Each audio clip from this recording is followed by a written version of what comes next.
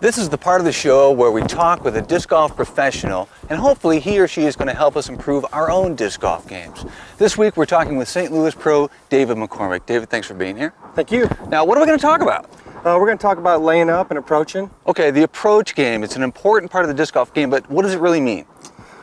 Basically, after you throw your first shot, you're going to throw a layup shot or an approach shot that within a certain distance, you're going to give the disc a chance to go in the basket. Okay, so what are some of the things we need to think about as we're planning an approach shot? What are the components of an approach shot? One thing obviously is where your disc is going to wind up when it's over with. So you want to come in at a nice pace, you want to have some loft on it, and you want to give it a chance to go into the chains. Now, if I'm a new player, my approach shots go 100 feet past the basket. Usually speed's the problem. Usually players are throwing the frisbees, the discs too far. They want to throw. You want to have a nice slow pace that lets the disc get into a flight, so that it actually goes and pans out and then stays on that little plane and has a chance to go into the chains. Okay, so let's show me a little bit about how it works. First of all, how do you grip the disc? Are you gripping it any differently than from, say, a drive? Sure. A drive, you would basically get your fingerprints or your tips, however big your hands are, on the rim, and you would get it up in the groove of your hand. And your thumb, depending on how big your hands are, would be in or out on the rim. For an approach, you would want to get more of your fingers out across the flight plate, and your thumb, again, out in the open, whatever's comfortable, depending on hand size. And basically, you want to be a little bit handsy with approach shots more than you would drives. You want to have a decent amount of revolutions on it. The revolutions help keep the disc stay in flight on the plane that you put them on. So how is the different grip from this, to something like this? How is that affecting the throw? How is that helping you control? Much more control. You're able to get your fingers out here and your thumb out here, and you can really feel the discs through the flight plate.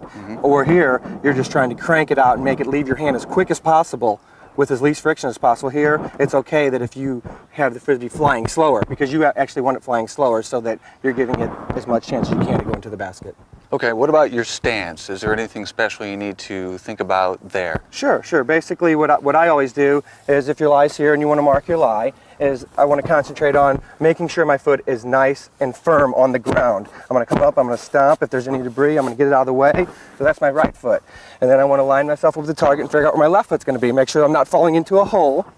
My foot's not going to fall into a hole. And I'm going to have some nice firm ground. I don't want to be straight like this, because then I'm off balance. I don't want to be way out here, because then I can't get any power on the shot. So I want to have a nice 3/4 stance and make sure that I get the frisbee behind me, and I also want to turn my hips also behind the shot. And as I reach back like this, and as I follow through, I want to get it curled up on the wrist, get it here set, and then walk through the shot, basically not using just my arm, but making sure that I use my hips and finish forward the shot. Just like a drive, you don't want to stomp and plant. And just like a layup shot, you don't want to be all with your arm. You want to make sure that it's fluid, and you reach back here, and you get your hips turned back, and you give it a chance to go in the basket by getting the disc up high enough. So, firm, balanced stance. And a nice, smooth follow-through. Nice and easy, and level, and making sure you finish your body forward, too. You can't, if you don't finish your body forward, you're likely to jerk the frisbee to the right. Can you show us? Sure. Being this is flat ground, I'm not too afraid of the disc going that far past the basket. So I'm going to go ahead and give it a full run from here. Get my firm planting, get my foot back here, 3/4 stance, get the disc back. I usually do like a little 1, 2, 3 count. 1, 2, and then I throw. So that helps with muscle memory. If you do that for 10 years, you're going to be pretty accurate on 1, 2, 3. So you always want to develop some kind of routine like that. Get yourself set. Kind of like a basketball player. Pretty much on the free throw. This is pretty much like that. Get yourself planted, firm. Get yourself set. Feel it in your hand. Get your hand all. Get it back. Give it a chance to go in. Now that was chain high, and it's only 20 feet away. If you don't give yourself a chance to make 50 or 100 footers, you're losing out and missing opportunities to score in the game of disc golf. Landed within 20 feet, David, a successful approach. That's exactly what I want to try to do every single time. So what do you like to approach with? Tell me about the disc selection you've got going. I like to recommend players use a very firm or medium firm disc that is tacky in the surface, and also this particular model is very thin in the flight plate, which gives you nice feel between your fingers and your thumb whenever you're throwing the discs from here to here. Also, the tacky surface helps with the disc sticking in the chains. Sounds like almost a Zen thing. Yeah, people are very particular, I'm sure, about their putters and their layup discs. They got to feel right in their hand. It's got to be right for them. Now, I'm confused about something, so help me understand. We're approaching, but yet this disc is marked as a putter, and there are approach discs, so what's going on? Putters fly slower than most other discs on the market, so what you get out of that is less fade left and less turn to the right whenever you are throwing it. Basically, you want to get the Frisbee up on a flight plane and have it stay on that track for as long as possible and making it run chain high to give yourself a chance for the disc to go in the basket. So then when do I use the approach disc in my bag? Probably whenever you can't throw it a putter that far. I would recommend that anytime you can ever reach the basket with your putter, you should throw your putter. Because it's so stable, so dependable. More accurate, way more accurate than any other model. Has less fall off to the left at the end. Plus, you can't turn it as quickly to the right either. So it stays on a more even plane the whole way, especially from 50 to 150 feet. Okay. And discs come in different weights. They're usually marked in grams, 160 grams, 170 grams. Should I be concerned about that as a new player? I would say as you develop your game, you're going to go from 165 towards 175. At some point, there's going to be a diminishing return for you for its effectiveness. If the stronger you are and the more arm speed and rotations you can put on the disc, the heavier you want the disc to be. If you don't have all the upper body strength, or if you don't have all the technique, you might want to use a lighter weight disc, because they also, the lighter they are, the less they fall off at the end to the left. And the more they actually stay up in the air longer too if they're lighter. Great, okay. Let's see your form again, and then I think I'll try too. Okay. Again, I'm going to try to do the same thing where I turn it over left to right slightly and have it flex back out at the last second, giving it chain high, hopefully.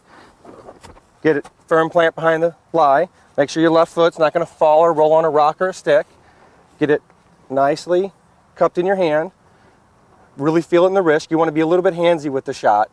So you want to get it back behind you. You want to get your hips away from the target, and you want to make sure you finish your body forward. That helps everything remain fluid. So get the lie down, get your left foot planted, get your hips and arm back, and give it a shot. Get in there.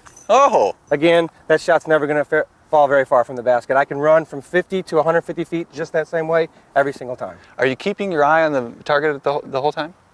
I look at it first, and then I've got the mental image. Okay. It's the distance thing. You can't program yourself. You can't be thinking about that. It's one less thing to think about. Height was good, but the aim was a little off. That's not too bad. I believe that if you would have finished your body forward, the Frisbee wouldn't have fell off to the left at the end. If you would have just finished a little bit forward with your body, it would have been easier to turn the Frisbee over. All right, let's see some more of this. Okay.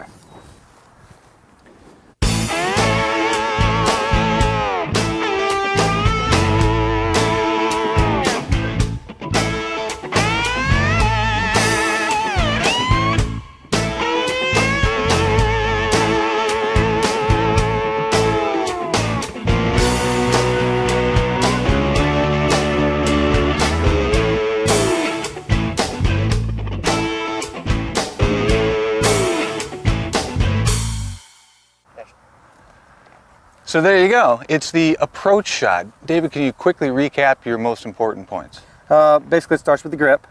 You want to make sure you have a nice fan grip. Your thumb, the disc up in your hand, palm.